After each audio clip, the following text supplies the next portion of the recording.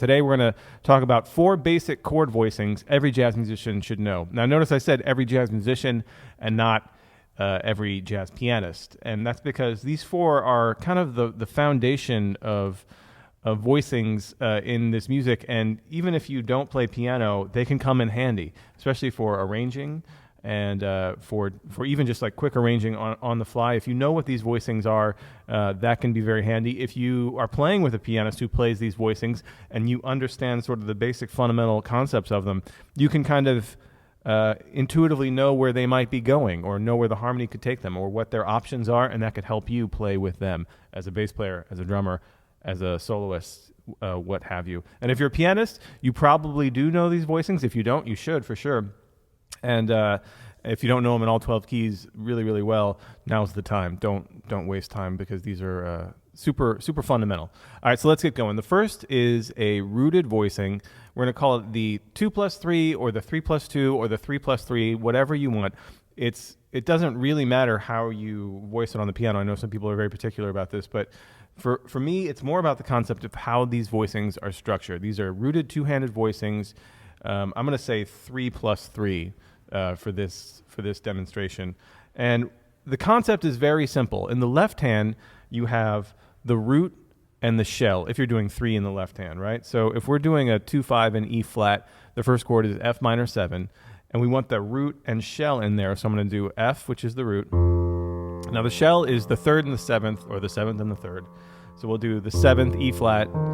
I have large enough hands that I can hit 10ths, so we'll do the 3rd, which is A flat, like that. So that's the first rule of this 3+3 voicing or 3+2 voicing, is that it's built up from the root and the shell. Nothing goes in between the root and the shell.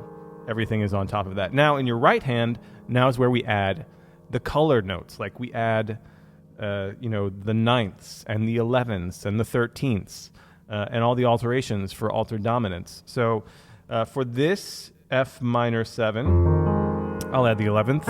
I'll add the 13th because I love that sound, and I'll add the 9th. So here from the bottom up, I have F, E flat, A flat as the 10th, and then I have the 11th, B flat, the 13th, D, and the 9 on top.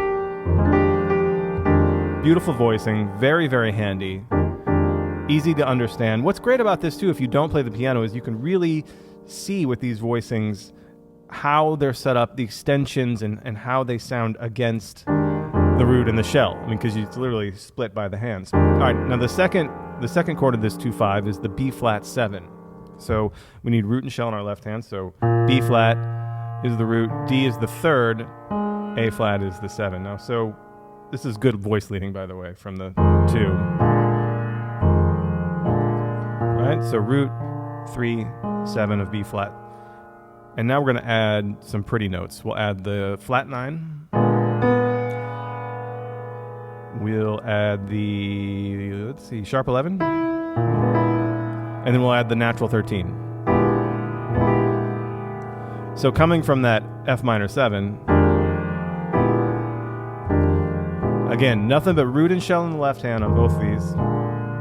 And then nothing but the pretty notes in the right hand. Notice I'm not doubling any notes at all. We try to not double when we can. Especially don't double the 3rd if it's possible, just for overtone reasons.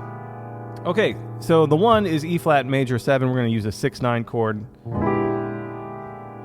And this will be like a 2-3, just because of where my hand is. I'll do root and 3rd in the left hand, and then I'll hit the 6, which is part of the shell, with my thumb in my right hand, and then the 9 and the 5. Nice voice leading. Altogether, it sounds like this.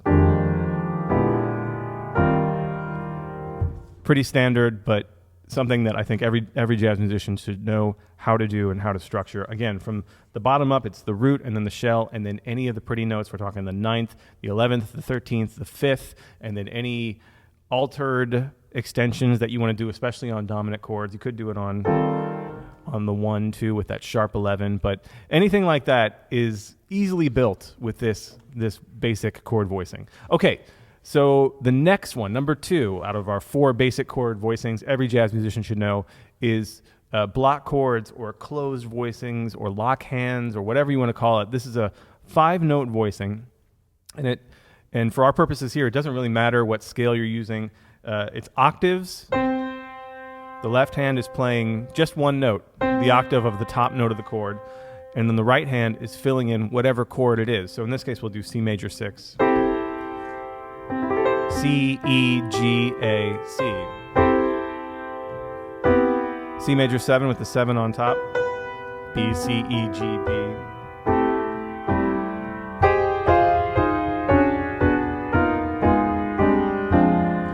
All of these are locked hands.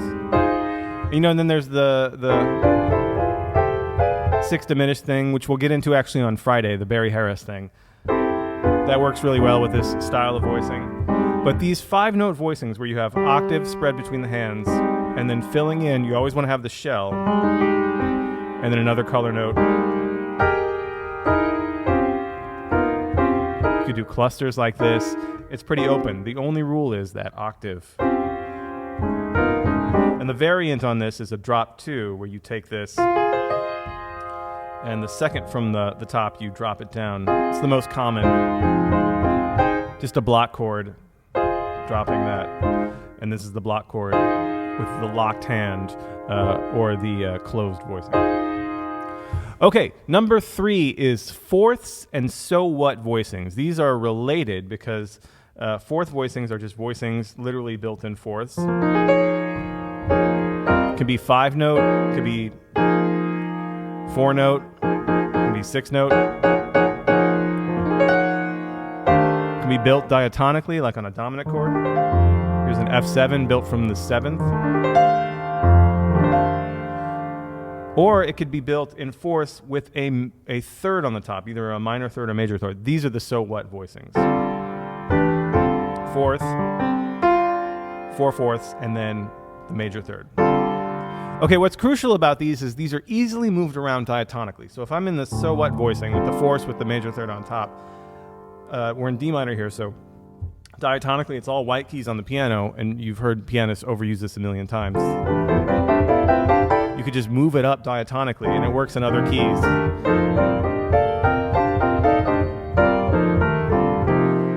And same thing with just straight up fourth voicings.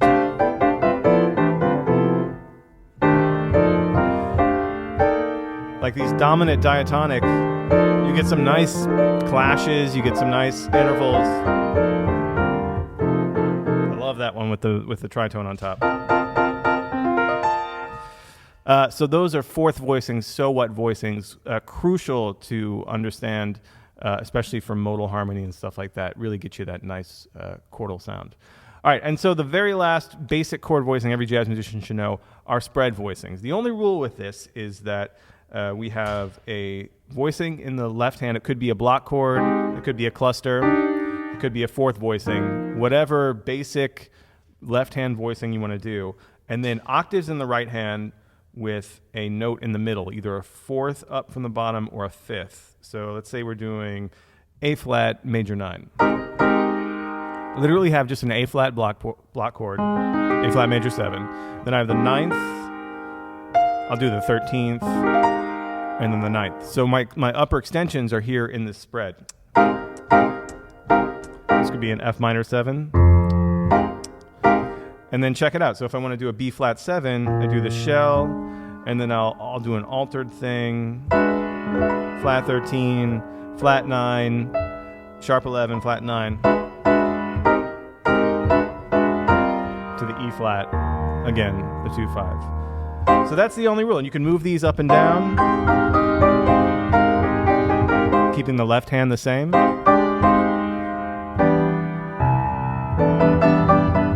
Heard this sound probably.